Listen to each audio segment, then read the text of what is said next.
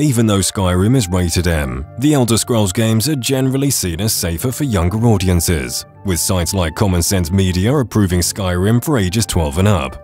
Now, if we're talking about modding Skyrim, that's a completely different story.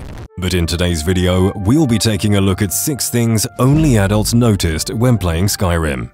Number 1.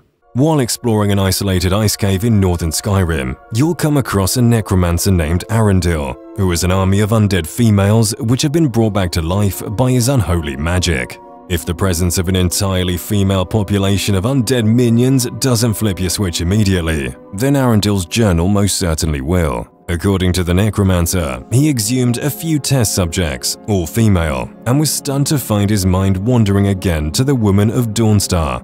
We'll spare you the grislier details, but know this. According to Arundel, one of these female ghosts was connecting with him on a level no woman of flesh and blood could do. Essentially, what Arundel is doing is kidnapping women, killing them, and then reanimating them to be his playmates. It's pretty disgusting when you think about it. I'd advise any players currently in a Skyrim playthrough to travel to Yngvild and put this creep to rest before he gets to our dear waifu Serana. Number 2. Speaking of Serana, if you've played through the Dawnguard DLC, then you're probably already in love with her. Chances are you tried to marry her after completing the Dawnguard storyline and were pissed when you realized she wasn't a marriage candidate in Skyrim. Yeah, we've all been there. Anyway, during the Dawnguard storyline, Serana reveals how she became a vampire, and at first you'd probably think she just got bit by another vampire or something. Well, no. Serana explains that she gained her vampirism through a ritual in which members of her family pledged themselves to the Daedric prince Molag Bal, who is the god of domination and is also known as the king of, let's just call it, the king of violation, to respect YouTube's guidelines. So yes, that's how Serana became a vampire. She was forced to partake in a ritual with Molag Bal, if you know what I mean. Number 3. The Dragonborn had a one-night stand with a Hagraven. Yes, you heard that correctly.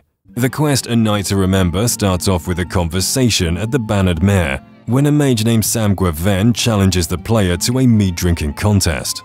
If you take him up on the offer, you'll start downing a couple of bottles of mead, until suddenly, everything turns black. The Dragonborn wakes up in Markarth's Temple of Dibella, completely confused, while being yelled at by a priestess of Dibella, who explains how you drunkenly destroyed her temple and demands that you get out.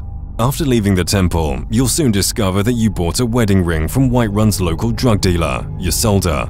But you'll quickly learn that you actually didn't pay for the ring, and you lost it during your drunken rampage with Sam. Now why did you steal that wedding ring? Because you were about to marry a Hagraven named Moira that you double-teamed with Sam the night before.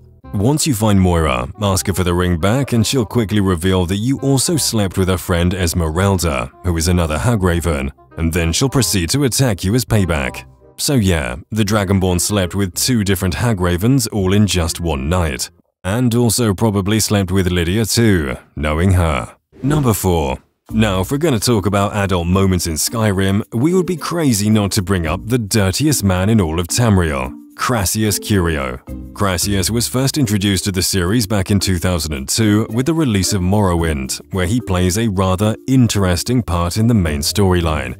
He basically forces you to get completely naked in front of him in order for you to advance to the next part of the main story. Right after this, he'll then ask you for a kiss. So yeah, he's a pretty odd fella.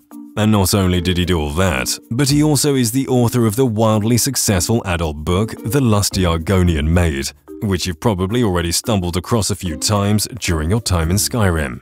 But if you've never taken the time to read this book, then oh boy, you're in for a treat. I won't go too deep into the nitty-gritty, but the main character Crantius Colto, no relation to Crassius Curo, we're sure, says that the Argonian maid has plenty of time to polish his spear with her strong legs, and her oven wasn't hot enough for Colto's loaf, which is yet to rise. It's a pretty creepy book, but when you take a look at the man behind it, it makes a lot of sense. The reason I have come to your bedroom, to return your bow, of which I have finished polishing. A mighty bow, is it not? Long, durable, and made of the finest wood. Tug on it. Go ahead. Does it not feel good? Number 5. This one is definitely the craziest. To the innocent mind, Helga's bunkhouse may seem just like another normal building inside the massive world of Skyrim. But oh boy, would you be mistaken. When you first walk inside the bunkhouse, you're first greeted by Helga, who says, "If you're looking for a bed, this is the wrong place." So clearly this isn't just some kind of inn. But if it's not an inn, then why are there a bunch of beds inside the bunkhouse? Is this some kind of mattress store or something? If you take a closer look at the desk, you'll notice a random note titled, "Until next time," which reads, "Sweet Helga, last night was the most wonderful night of my life. The things you showed me, the things we did. I could never have dreamt that it was possible. Who even knew that someone could manipulate their body in that manner while wearing Daedric armor boots? You're a true master of the Dibbler arts, my love. A credit to your religion.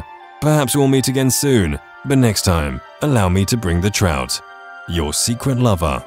There's definitely more to this place than I thought. If you go to Helga's room, you'll notice that she has 4 different stamina potions on a shelf.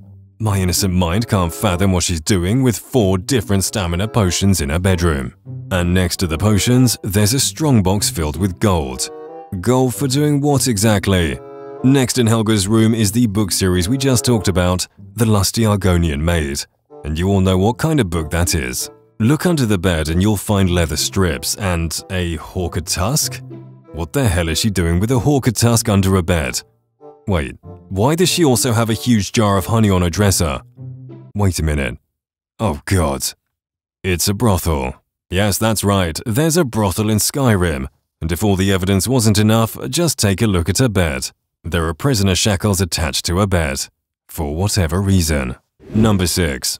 If you travel to Markarth, you'll first notice an innocent woman getting brutally murdered in cold blood. But after that, you'll notice a man named Hogni Redarm who claims to have the bloodiest beef in the Reach. And it turns out he does. Because he's literally selling human meat.